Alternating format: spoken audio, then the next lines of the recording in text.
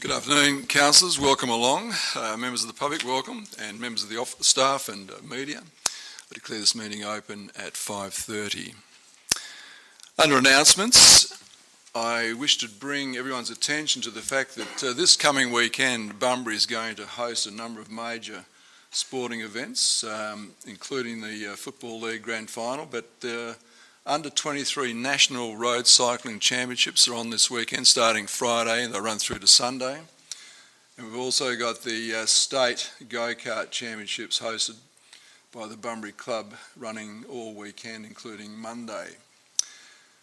I also want to record my appreciation to Mr Harris and his teams for the upgrades that have started to the Central Business District. Councillors may have noted the roundabout gardens have been planted out, and there'll be further work carried out by Mr Harris's team over the next few weeks, and there'll also be allocation of dedicated staff to the Central Business District as we move forward. We have apologies from Councillor Steck for tonight. Are there any declarations of interest, councillors? Public question time. Mr Kenny, welcome.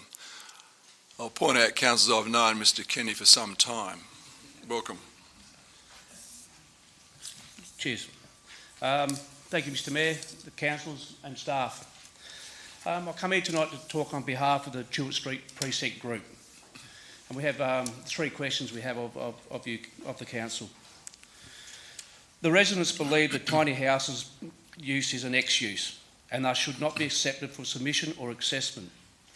Given that the city has extensive understanding of the proposed tiny houses proposal now, when can the residents expect an explanation of the proposed use class, which would determine whether the council has any means by which to access it in the first place? That is it an X-class use and therefore prohibited? Secondly, if allowed to be submitted, will the development application be advertised and presented to the city elected for vote, or will the city be dealing with it under a delegated authority? Finally, from us, why has the city not requested a structure plan of the proposed tiny houses land, as was stipulated in the Town Planning Scheme 8 and was confirmed in the city's responses to public consultation on the Town Planning Scheme 8 that one would be required? We note that the city is allowed to waive this requirement. However, why should the city office be waiving the requirement of a brand new planning scheme, particularly when the proposed use was known about the time the scheme was being endorsed? Thank you for your time and allowing us to address you. Thank you, Mr Kenny. Have a seat. So you will be receiving this response in writing from the City Council shortly. But anyway, to date, the City of Bunbury has not received an application for development approval, and I think you're aware of that situation. Consequently, the local government, as an assessing authority, is presently unable to formally confirm what land use any ultimate development proposal may fall within under the scheme, or class of building it may deem to be under the Building Code of Australia, without the benefit of a properly made development application. The subject site is included in the mixed-use residential zone with a residential density coding of R40, R60. Should it be the case that the proposal was for group dwelling, then this land use class is a discretionary use under the zoning table of the scheme. The City will ensure that due process will be followed in accordance with the statutory procedure as set out under the City of Bunbury Local Planning Scheme number 8, State Planning Policy 3.1 Residential Design Codes, Planning and Development Local Planning Scheme Regulations 2015 and the Planning and Development Act of 2005. While the subject site is located within an area designated as Special Control Area Development Area under the new scheme, and as such requires the preparation of a structure plan, Clause 27.2 of the regulations deemed provisions overrides the scheme and allows development approval in lieu of a structure plan should the council be satisfied that the proposal would not prejudice the overall development potential of the area. So in the absence of any application, the city is unable to confirm if that clause of the regulations is relevant or will be applied in this instance. So I realise the difficulty that you all have, and we have. We haven't got an application in front of us, so we can't deal with it specifically at the moment. But when we do get an application, if we receive one, that's the process we will go through. Thanks very much for your questions. I appreciate that.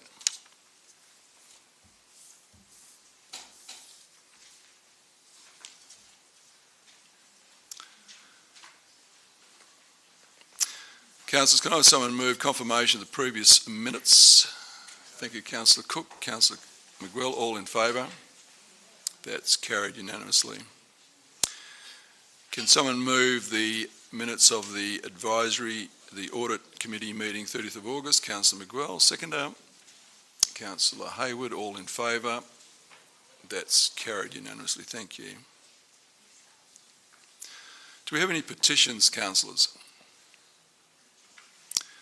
We have no requests for deputations or presentations.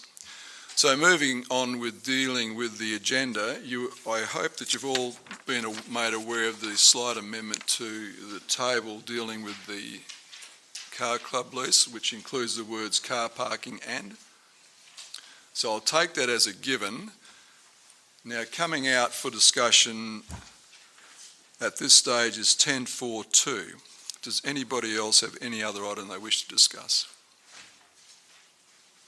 That being the case, can I have someone move the balance of the agenda? Thank you, Councillor Cook. Councillor Hayward, all in favour?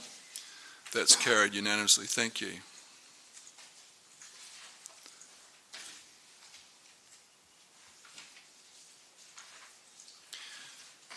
We go to 10.4.2. Can I have someone move the executive recommendation, please?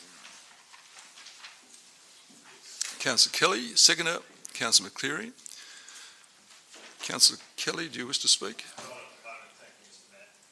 Do you wish to speak?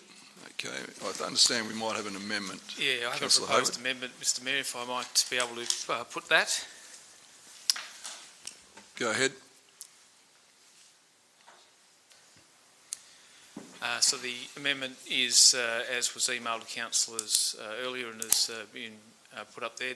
I need to speak to it at this point, Mr Mayor, or do I look for a second? I'll get a seconder before you do that, Councillor Hayward. Is there a seconder to the amendment? Councillor Cook. Councillor Hayward. Thanks very much, Mr Mayor. Just subject to our discussions in our briefing. So there is an opportunity for people to self-assess under the plan that's been put forward. But unfortunately, the requirement to get a road safety audit, which costs from $1,500 and upwards, basically is not able to be applied to the self-assessment plans because the advice that came back from the third party that gave us some expert advice says that it could only be applied on a street where the speed is just 40 kilometres per hour, and as you're all aware that we have no street in Bunbury that is permanently 40 kilometres per hour. So effectively we have a self-assessment pathway that is unable to be utilised by anybody within our city. Even though we know, common sense tells us that there are streets within our city, Victoria Streets and others, in the CBD that do not, where drivers are not driving on average more than around 40 kilometres per hour anyway.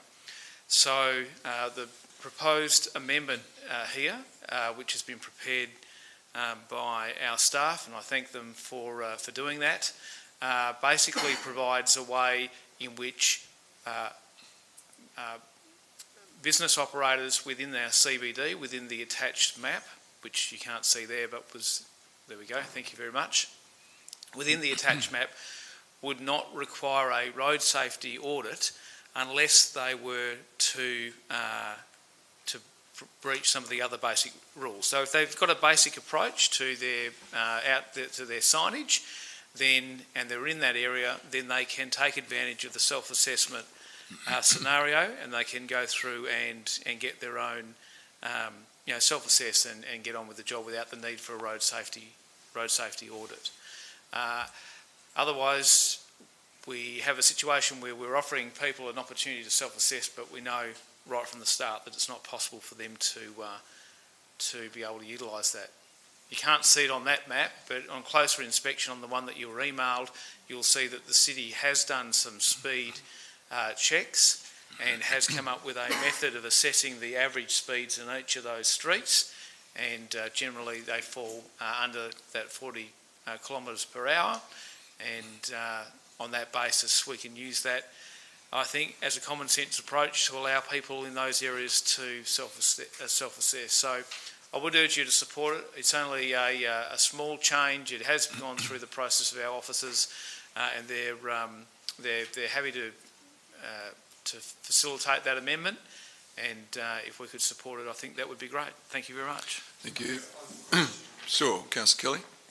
Thanks, Mr Mayor. I understand the amendment. May I just ask the indulgence of the acting CEO to ask, or I'm asking for an explanation as to the logic that the staff used to devise the amendment. I just want an explanation from professional staff so Sure. that we can get a point of view from the professionals. Thank you. Thank you. Mr Harris, would you like to defer to the Manager of Planning, Mr Farnsworth? Thank you. Based on the map supplied in relation to the speeds, we've provided the notation or text wording to support the request for that consideration. It's fundamental that it works at a 40 km/h speed. That is, the streets work at that speed. But I would flag that the point is may not require a road safety audit. It doesn't mean that it automatically would never require a road safety audit. So the wording is simply there to provide council with the opportunity to waive it if it was satisfied that it is not going to present a risk. Thank you. Yes, Councillor Kelly. It may be how long is a piece of string, but I'm going to ask the question anyway. Is this amendment to this policy fail-safe? Unfortunately, that is not a question I can answer for you. I'm not a risk, an actuary or a risk management professional expert. I'm simply providing the text as requested. Yeah. Please, Councillor Kelly. So in normal circumstances for such an amendment, given that it goes against the advice of the professionals that we are asked to look at it, is there a process of risk analysis that can be applied to this particular amendment to ensure that nothing's fail-safe? We know that, but is there a process possibly there somewhere where a risk analysis can be applied? Again, Mr Harris or Mr Farnsworth? Perhaps would you explain, if you received an application, if I can put it this way, Councillor Kelly, with your indulgence, if you received an application for a sign in the central area with this modification to the policy adopted tonight, how would you approach that application? It would determine, so a digital sign can take many forms. It could be a billboard, 45 or greater square metres in area. It could be something as small as a very large flat screen TV mounted in the window. We would apply diligence in understanding where we know the research is at, and if we believed, as the legislation states, that in good faith we believe there was a risk, we would recommend a road safety audit. If we didn't, and it passed all those tests, and we were satisfied, we certainly could put it to council in the absence of a road safety audit, and for it to make the decision in the absence of a road safety audit. But council always has the right to make sure that it's protected from liability by a road safety audit if it wishes to request one. The word appears may not ask for one, not that it will not ask for one. Okay, thank you. Councillor Cook, did you wish to speak?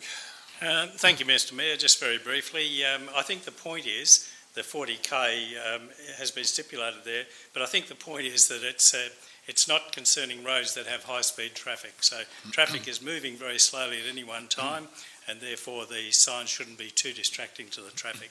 Thank you, Mr. Mayor. Is there a speaker against this amendment? Councillor McCleary. What manner of speaking, because when I'm looking at the standing orders, I believe that this is not an amendment, because an amendment at 10.11, an amendment is to be a substantive motion, cannot negate the original motion or the intent of the original motion, and that's what you're doing. So I'm definitely against this. It needs to be a new motion. So you're challenging my ruling that I've accepted this amendment? Yes, sir. Okay, take a seat. Is there a second to that challenge? It lapses. I'll put it. All those who agree that the chairman's ruling be disagree with, please indicate. 1, 2, 3, 4. Those who don't agree with that. It's the balance that's lost. Thank you. Is there a speaker against the amendment? I'll put the amendment. All in favour? 1, 2, 3, 4, 5, 6. Those against? Amendment's carried. That becomes a substantial motion. Is there a speaker against the substantial motion as amended? I'll put that. All in favour.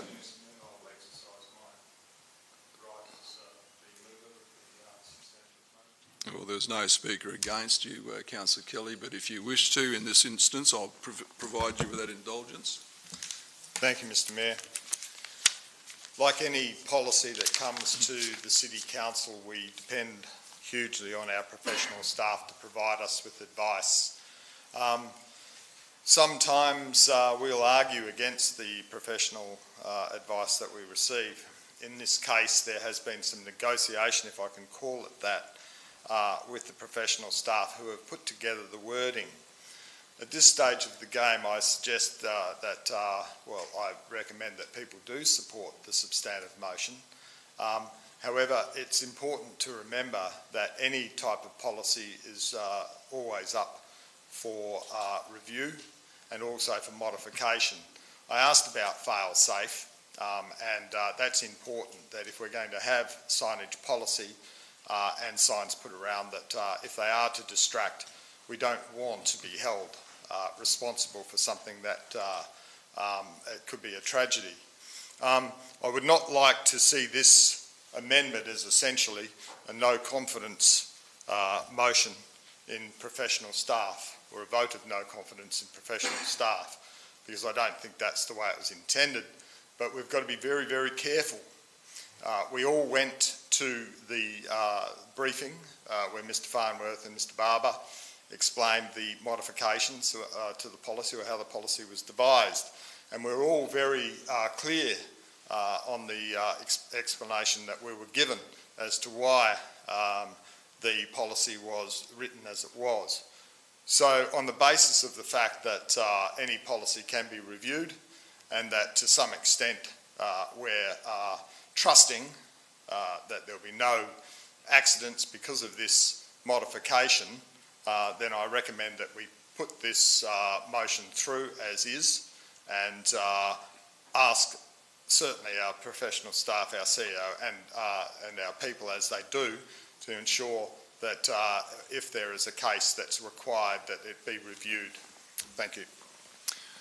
All those in favour, please indicate. Those against, that's carried unanimously. Thank you. I think that is the end of... Was there a request for leave? No. Thank you, councillors. Thank you, officers. Thank you, members of the public. I declare this meeting closed at 5:49 p.m.